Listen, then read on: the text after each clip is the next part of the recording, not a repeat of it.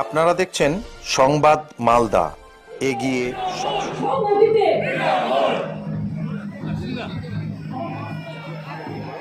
সংহতিতে একতাতে শক্তিতে মা বোনেরা, কন্যাশ্রী, ছাত্র যুবক, মা বোনেরা, মহিলারা, আমার মা, তোমার মা, আমার আম্মা, তোমার আম্মা, ছাত্র যুবক, নতুন ভোটার, কৃষক বন্ধু, সবুজশ্রী, সবুজ সাথী, সবুজশ্রী, সবুজ সাথী, তরুণের স্বপ্ন, মাতৃ বন্দনা, আমরা কারা, মালদাতে, কালিয়াচকে, গাজোলেতে, গাজোলেতে, বর্ষপুরে, চারিদিকে জিতবে কারা, জিতছে কারা, লড়ছে কারা, লড়ে কারা।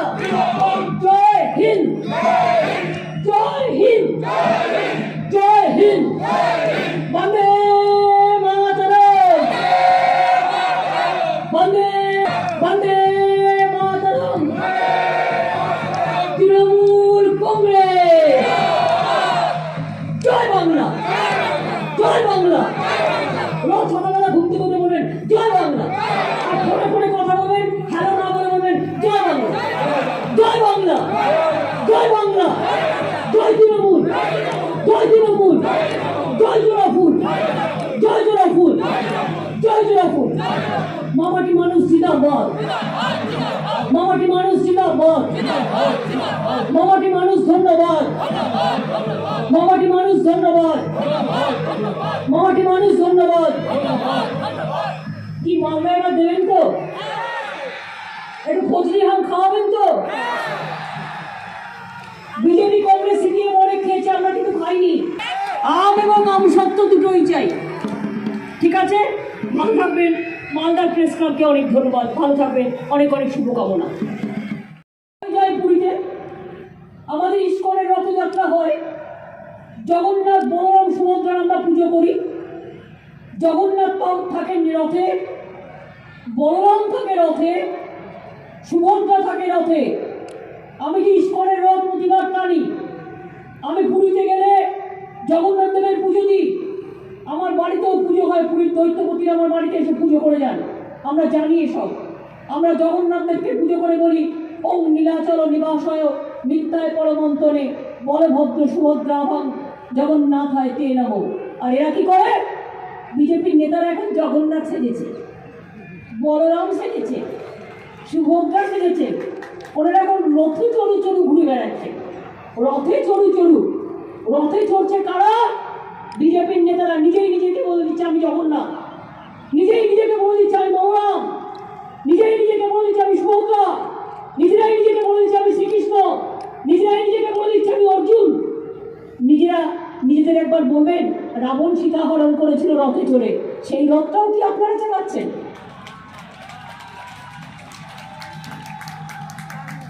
রথটা জানতে হবে।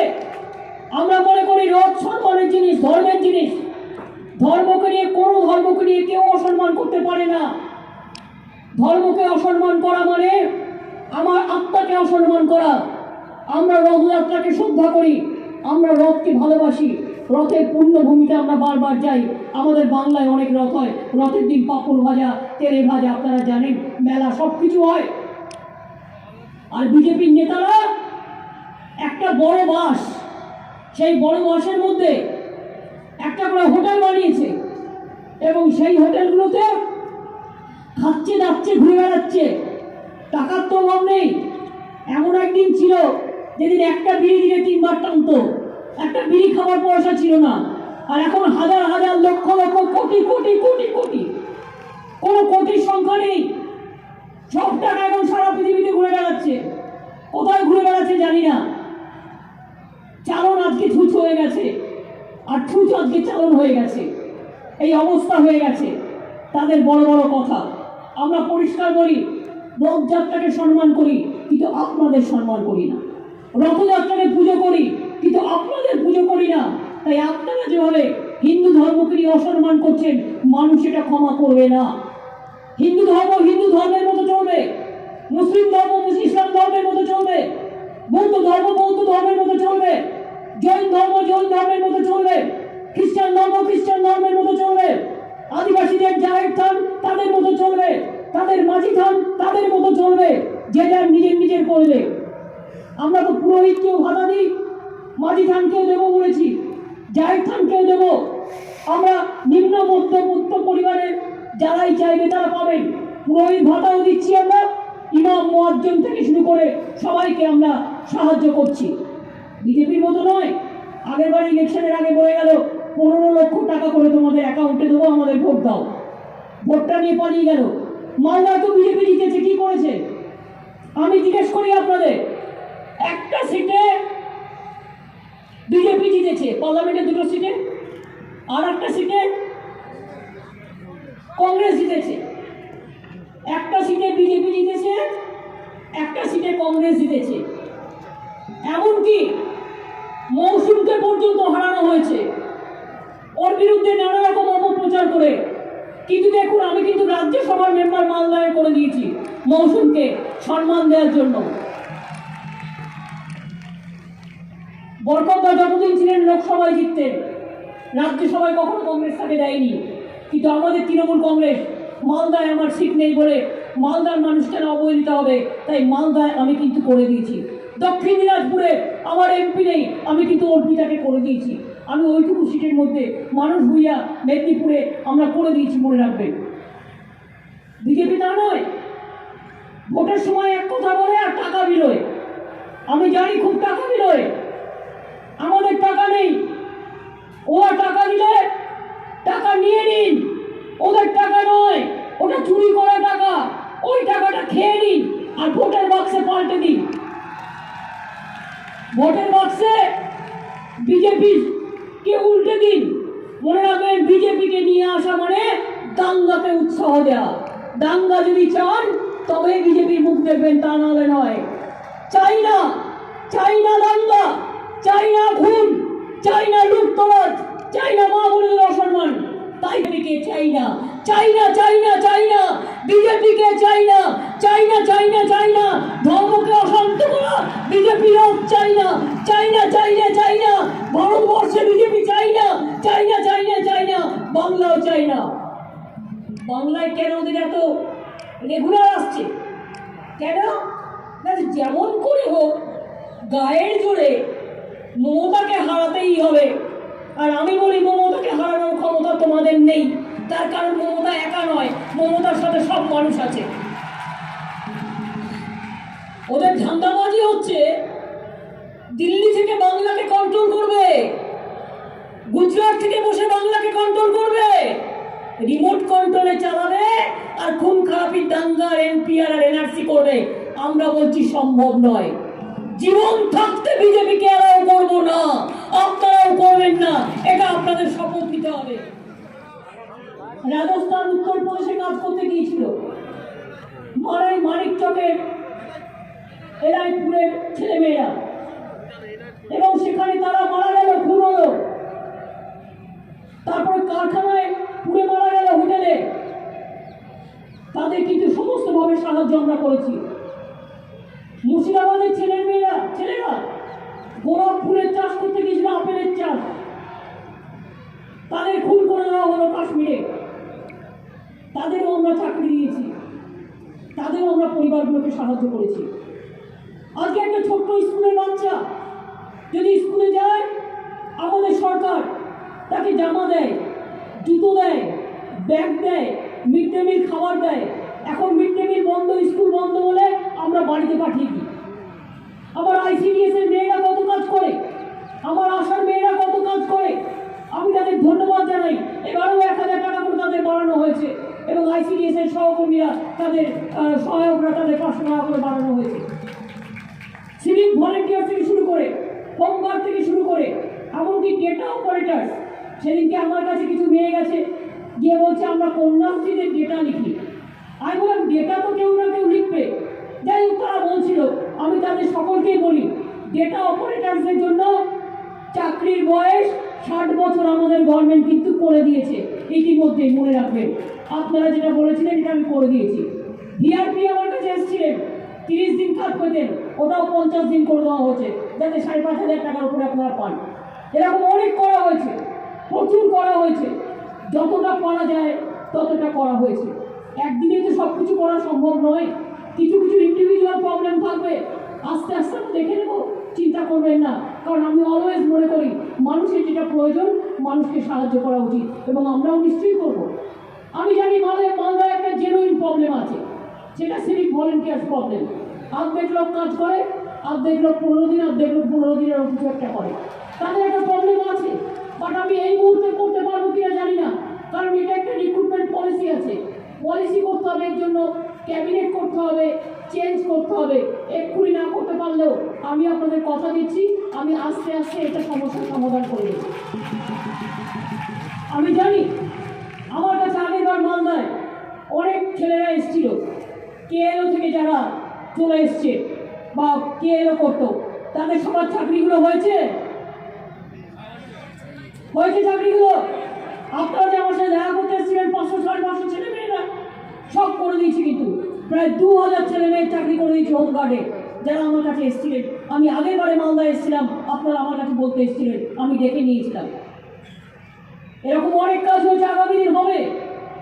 শুধু মনে রাখবেন, মিথ্যে কথা বলা আর কি করছে, ধরুন একটা নাটক তৈরি করে, কি করে নাটকটা তৈরি করে তাই তার নাম নাটক, সিনেমাটা তৈরি করে তাই তার নাম সিনেমা। বিজেপি কি করছে? ফেক ভিডিও তৈরি করছে, ফেক ভিডিও তৈরি করছে। সেই ফেক ভিডিওতে দাঙ্গা লাগাবার জন্য হোয়াটসঅ্যাপ গ্রুপে পাঠিয়ে দিচ্ছে, আর হিন্দু মুসলমানে দাঙ্গা লাগাচ্ছে, শিখ খ্রিস্টানে দাঙ্গা লাগাচ্ছে, মা মেয়েতে দাঙ্গা লাগাচ্ছে।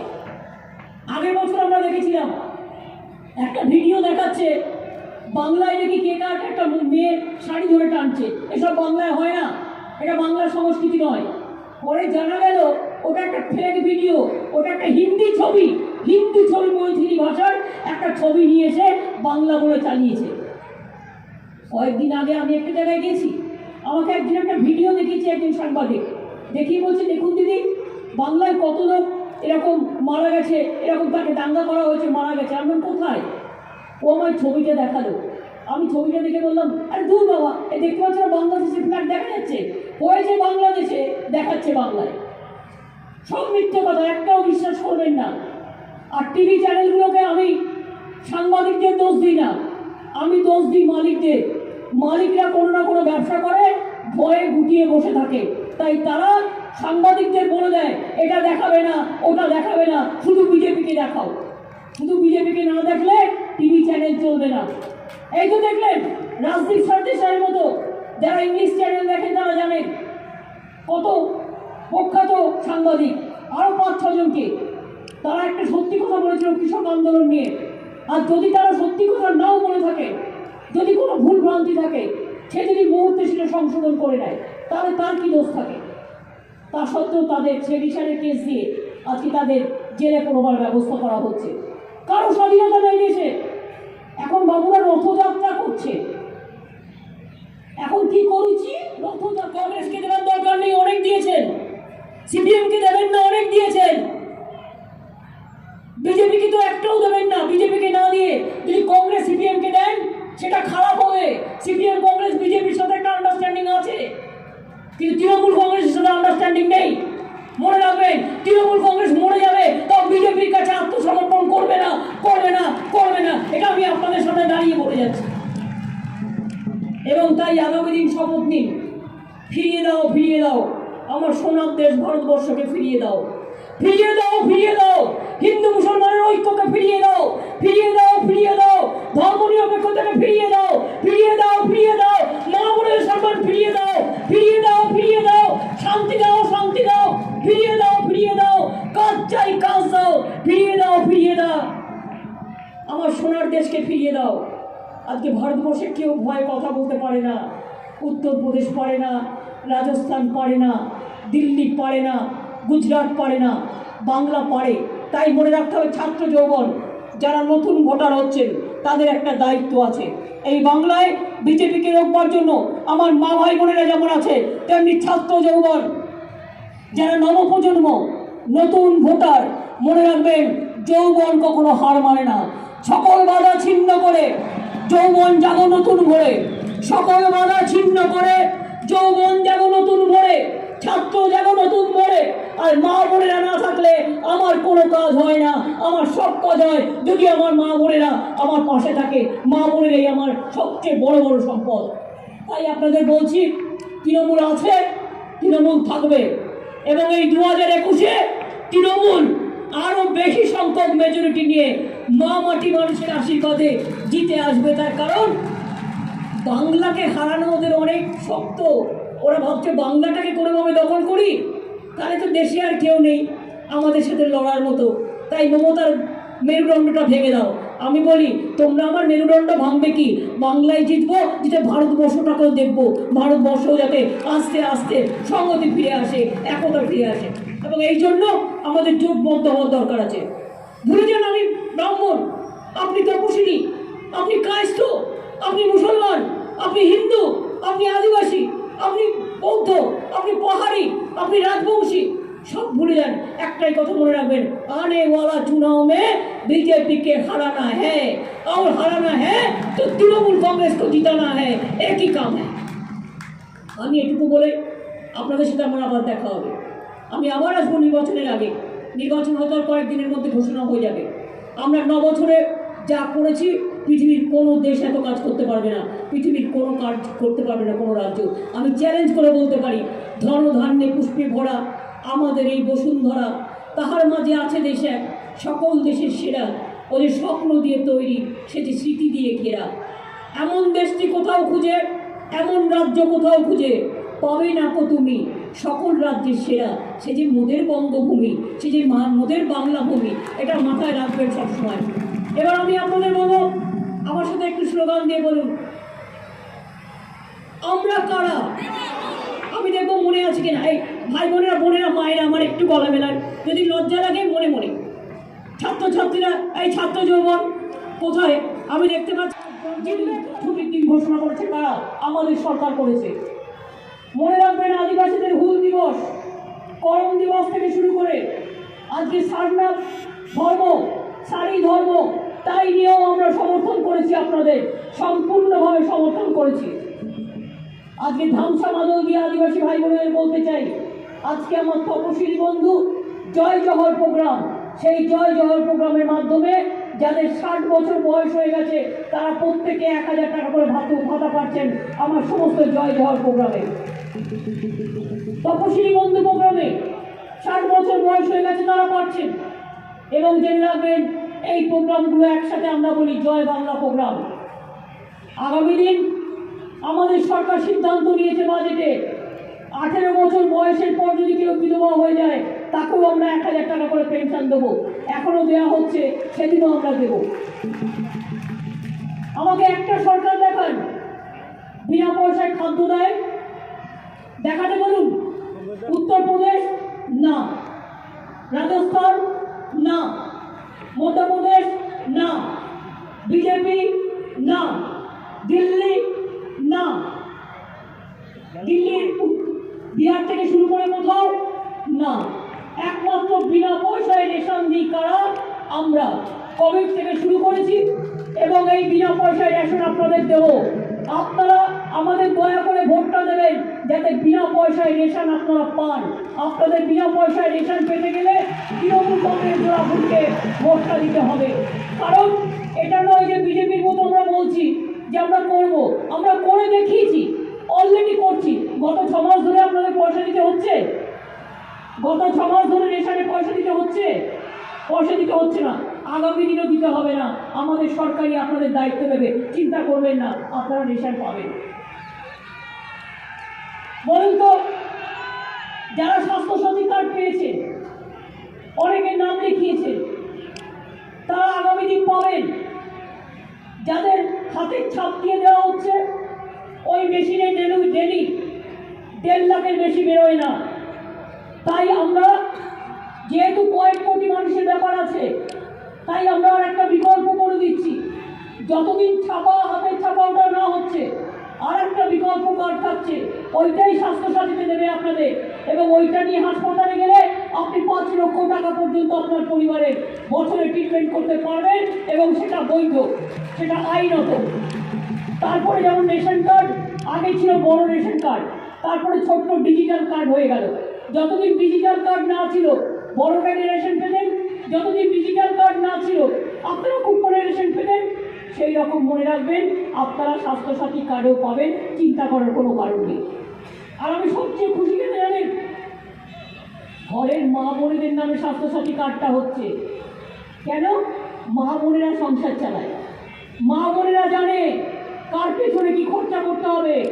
ছেলেরা অনেক সময় তো বাড়িতে থাকে না, কাজে কর্ম ব্যস্ত থাকে, ঘরে কোনো সমস্যা হলে মায়েদেরই দেখতে হয়, বোনেদেরই দেখতে হয়। তাই মা বোনেদের নামে করা হচ্ছে এই কারণে যে এমনকি সেই মা বোন তার নিজের বাবা মার চিকিৎসাও করতে পারবেন এই স্বাস্থ্যসাথী কার্ডের মাধ্যমে, যা আগে কোনোদিনও ছিল না। তাহলে বিনা পয়সায় চিকিৎসা দিচ্ছে কারা? আমরা। বিনা পয়সার খাদ্য দিচ্ছি কারা? আমরা। ওই কর্তৃ সংখ্যালঘু ছেলে মেয়েদের পড়াশোনার জন্য 2 কোটি স্কলারশিপ দিয়েছে কারা? আমরা দিয়েছি। শিডিউল ট্রাইবদের জন্য শিক্ষাশ্রী দিয়েছি। আজকে 12 ক্লাসের ছেলে মেয়েরা আমরা 10,000 টাকা করে তাদের অ্যাকাউন্টে জমা দিচ্ছি। তারা একটা করে স্মার্টফোন পাবেন, অথবা তারা ট্যাব কিনবেন, অথবা স্মার্টফোন পাবেন। শুধু এই বছরের জন্য নয়, আগামী বছরেও পাবেন। যারা 12 ক্লাসে উঠবেন এখন থেকে মনে রাখবেন, যারা ক্লাস 9-এ পড়েন এখন সাইকেল পান, ক্লাস 12 ক্লাসে যখন উঠবেন 9 থেকে, তখন 10,000 টাকা আপনিও স্মার্টফোনের জন্য পাবেন। এবারে 12 ক্লাসকে দেওয়া হচ্ছে, আগামী দিন 11 ক্লাসের ছেলে মেয়েরা যখন 12 ক্লাসে উঠবে তখন তারা আবার পাবে সাইকেল। 1 কোটি সাইকেল দিয়েছি, আরো 20 লাখ সাইকেল বেরিয়ে আছে, এটাও আমরা কয়েকদিনের মধ্যে আপনাদের দিয়ে দেবো। মনে রাখবেন, আমাদের সরকার জনগণের সরকার, গণতান্ত্রিক সরকার। আমরা বিজেপি পার্টি নই।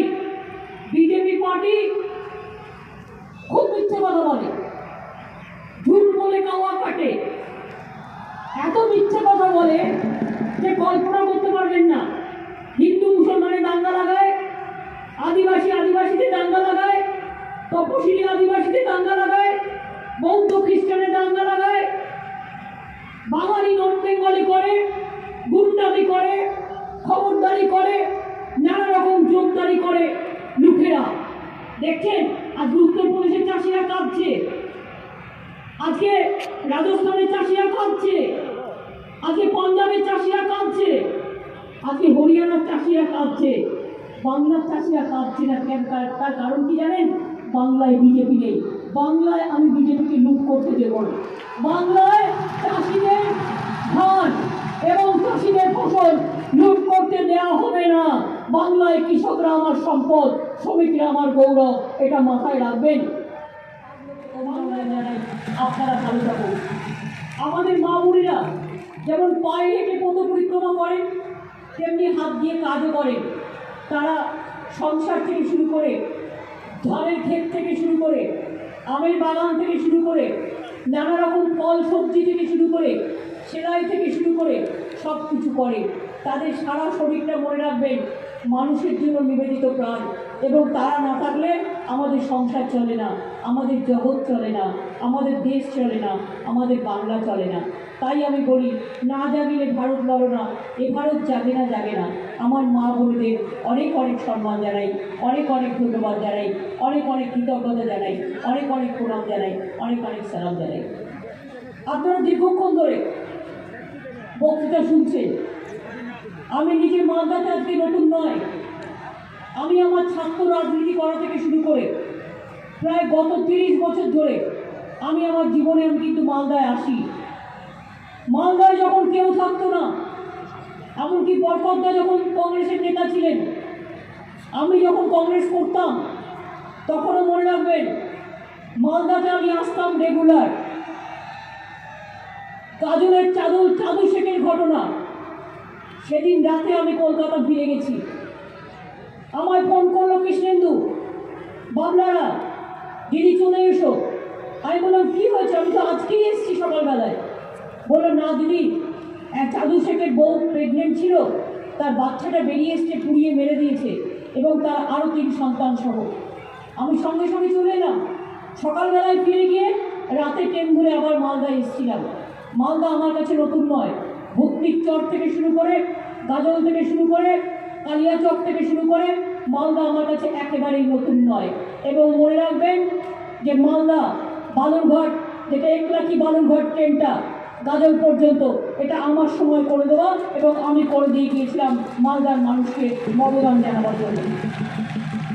আজও ভূতনির চোখে গ্রীষ্ম হয়ে গেছে, এরকম প্রচুর কাজ হয়েছে। নতুন করে আমার বলার অপেক্ষা রাখে না, আমার থেকে বেশি আপনারা জানেন। কিন্তু আমার একটাই দুঃখ আছে। আমার দুঃখটা কি? আমার দুঃখটা হচ্ছে আমি মালদায় প্রতিবার আসি, আপনাদের মুখ দেখে আমার খুব আনন্দ লাগে, আপনাদের জমায়েত দেখে আনন্দ লাগে, রাস্তায় দুধারে মানুষ দাঁড়িয়ে থাকে দেখে আমার মনে হয় হয়তো মালদাবাসী আমাকে গ্রহণ করেছে। কিন্তু পরে ফিরে গিয়ে দেখি লোকসভাতেও জিরো, বিধানসভাতেও প্রায় নেই বললেই চলে। কংগ্রেসের কয়েকজন আমাদের সাথে এসছে বলে তাই তারা আজকে আমাদের সাথে আছে। আমরা কি একদম পাবো না কোনোদিন? মালদা কি আমরা পাবো না? মুর্শিদাবাদ দেখেছেন, দুটো লোকসভা দিয়েছে তিনটের মধ্যে, কিন্তু মালদায় আমরা কিন্তু কিছু পাইনি। একসময় কৃষ্ণেন্দ্রী ছিল, আগেরবার হেরে গিয়েছিল, আর সাবিত্রী ছিল। এখন নিহারটাও ইন্ডিপেন্ডেন্ট জিতেছিল, আমাদের সাথে এসছে, তাছাড়া কিছু নেই। আমি দেখেছি ইলেকশন আসলেই অঙ্কটা অন্য হয়ে যায়। যে ইলেকশন আসে সিপিএম, কংগ্রেস আর বিজেপি ভাগাভাগি করে নেয়, আর তৃণমূল কংগ্রেস একেবারে শূন্য হাতে ফিরে যায়। এবার কিন্তু আমি শূন্য হাতে ফিরে যেতে আসিনি, এবারে আমি কিন্তু পূর্ণ হাতে আমি আপনাদের আশীর্বাদ, শুভেচ্ছা, দোয়া নিতে এসেছি। আদিবাসী ভাই বোনেদের দিয়ে শুরু করি। বলুন তো আদিবাসী ভাই বোনেরা, অনেক সরকার এসছে, অনেক গেছে দিল্লি কলকাতা। বিরসা মুন্ডার জন্মদিনে ছুটির দিবস কারা করেছে? আমরা করেছি, আমার সরকার করেছে, আমাদের সরকার করেছে, তৃণমূল কংগ্রেসের সরকার করেছে, মাওয়াটি মানুষের সরকার করেছে। আদিবাসী নেতা রঘুনাথ মুর্মু একজন প্রচণ্ড শিক্ষাবিদ, তার জন্মদিনে ছুটির দিন কারা ঘোষণা করেছে? আমরা করেছি, আমাদের সরকার করেছে, অন্য কেউ করেনি। মনে রাখবেন ৬,০০০ টাকা করে দিলাম। এবং আমরা যেটা ক্ষেত মজদুর, যারা ১ কাঠা ২ কাঠা জমি ছিল, তারাও একটা টাকা পেতেন ২,০০০ টাকা করে, তাদেরটা বাড়িয়ে ৩,০০০ টাকা করা হয়েছে এই বাজেটে। আপনারা জানেন এগুলো আগামী দিন আপনারা মে মাস থেকে পাবেন। আর কেন্দ্রীয় সরকারের একটা পরিকল্পনা আছে, তাতে আমাদের বলল নাম এনকোয়ারি করলাম, আমরা এনকোয়ারি করে লিস্ট পাঠালাম, তুমি দিচ্ছ না কেন? রোজ মিথ্যে কথা বলছে আমরা নাকি দিইনি। তোমার কাছে লিস্ট আছে, তোমার ওয়েবসাইটে লিস্ট আছে, তোমার কাছে ডেটা আছে, তুমি দিচ্ছ না কেন? কিচ্ছু দেয় না মানুষকে, শুধু মিথ্যে কথা। মানুষ আমরা বুকে করে আগলে ধরে তাদের বাঁচিয়েছি, আমার প্রশাসন বাঁচিয়েছে, সাধারণ মানুষ বাঁচিয়েছে। একটা মানুষকে আমরা মরে যেতে দিইনি, লক্ষ লক্ষ মানুষকে বাঁচিয়েছি। মাত্র কয়েকজন গাছ চাপা পড়ে বা বিদ্যুতের খুঁটিতে মারা গেছে, তার জন্য আমরা তাদের ২ লাখ টাকা করে, ২.৫ লাখ টাকা করে, পরিবারগুলোকে ৫ লাখ টাকা করে দিয়েছি। কষ্ট করে এসেছেন, অনেক ধন্যবাদ, নমস্কার জানাচ্ছি, অভিনন্দন জানাচ্ছি, সালাম জানাচ্ছি। আমি সর্বপ্রথম আমার মা বোনেদের আমার সম্মান, আমার ভালোবাসা, আমার প্রণাম, আমার সালাম হাতে